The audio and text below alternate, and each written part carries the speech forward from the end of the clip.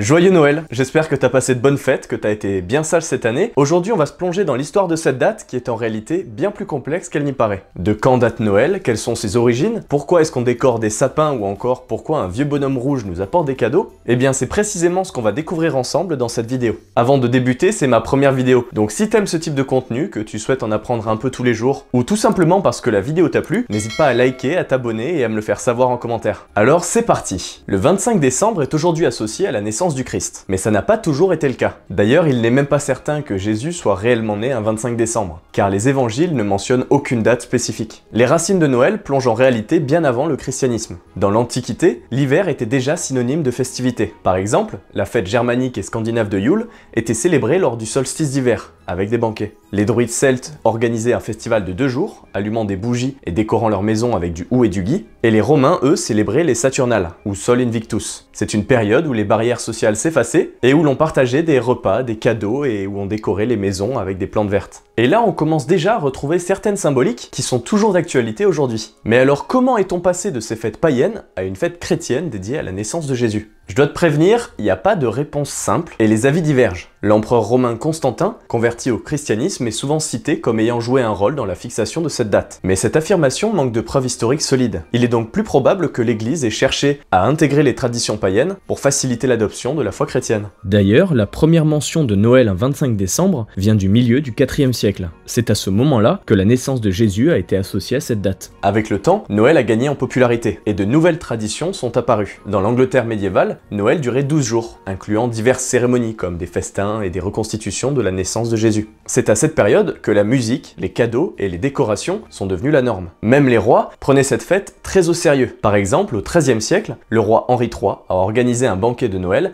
avec 600 bœufs. Oui, ça fait un sacré paquet de steaks. Et les festivités plus modestes incluaient aussi des hymnes et des chants de Noël. Mais l'un des principaux symboles date de bien plus tard. Le fameux sapin de Noël serait né en Allemagne vers le XVIe siècle, et plus précisément en Alsace, qui n'était pas encore française à l'époque. Selon les archives historiques, un sapin s'élevait devant la cathédrale de Strasbourg en 1539. Et la tradition a pris une telle ampleur dans la région que la ville de Fribourg a interdit l'abattage des sapins pour Noël en 1554. C'est pour dire l'engouement que ça avait pris. Au départ, le sapin devait être assez neutre. Et c'est le réformateur protestant Martin Luther qui est souvent considéré comme la première personne à avoir mis des bougies dans le sapin de Noël. La tradition s'est ensuite répandue à d'autres pays par le biais des émigrants allemands, et au XVIIIe siècle, les sapins de Noël avaient conquis toute l'Europe. Cette coutume s'est ensuite répandue mondialement 100 ans plus tard, notamment après que la famille royale britannique d'origine allemande l'ait adoptée. Et le Père Noël dans tout ça ? J'y viens. Pour commencer, non, Coca n'a pas inventé le Père Noël. Ce personnage légendaire est plutôt inspiré de Nicolas de Myre, un évêque du IIIe siècle réputé pour distribuer des cadeaux et de la nourriture aux pauvres la nuit. Canonisé par l'Église, il a remplacé des personnages de fêtes païennes, et la Saint-Nicolas, le 6 décembre, est devenue une fête religieuse populaire à travers l'Europe. Malgré les réformes protestantes qui supprimèrent cette fête dans de nombreux pays européens, les Hollandais transformèrent Saint-Nicolas en un personnage semi-laïque du nom de Sinterklaas, et ils conservèrent la tradition de distribution de jouets. Avec l'immigration massive d'Européens aux États-Unis, Sinterklaas devint Santa Claus. Et c'est là que le Père Noël est petit à petit devenu celui qu'on connaît. En 1821, un pasteur américain du nom de Clement Clark Moore publia un conte pour enfants intitulé The Night Before Christmas. Dans ce livre,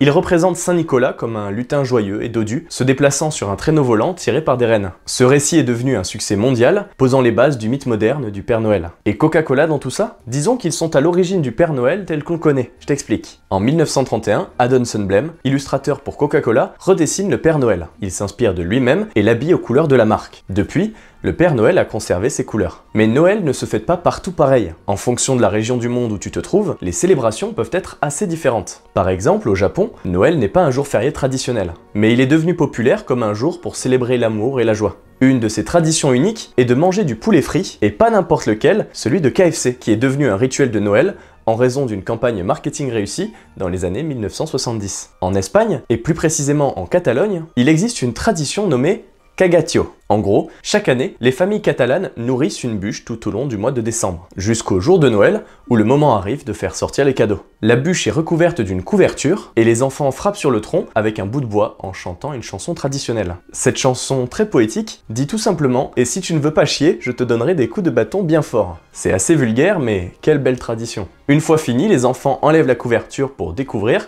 les nombreux cadeaux que le tronc a déféqués. Voici une autre de leurs traditions. Lorsque tu regardes une crèche en Catalogne, tu peux y voir une figurine étrange. Il s'agit du caganer. Si t'es familier avec l'espagnol, tu comprends que dans caganer et cagatio, il y a une ressemblance. Et oui, bien joué. Le nom de ce personnage en position assise pour aller aux toilettes signifie littéralement le crotteur. Ils sont vendus sur tous les marchés de Noël de la région. Oui, ils ont vraiment un problème avec le caca. Si on regarde les autres traditions de Noël dans le monde, et qu'on part en Inde par exemple, il n'y a pas forcément de sapin. Donc c'est souvent des manguiers ou des bananiers qui sont décorés. Et oui, il faut bien s'adapter. Enfin, en Grèce, ils ont aussi des bateaux de Noël. Pourquoi? Eh bien la Grèce est un pays de marins. Autrefois, pendant l'hiver, les hommes partaient en mer souvent pour plusieurs semaines. Lorsqu'ils rentraient chez eux, de petits bateaux étaient décorés à l'intérieur des maisons pour honorer leur courage. Aujourd'hui, les plus grands bateaux sont également illuminés dans les ports des villes et des villages. En conclusion, l'histoire de Noël est riche et passionnante. Elle a évolué d'une célébration païenne à une fête chrétienne pour devenir aujourd'hui avant tout un moment familial, célébré partout dans le monde.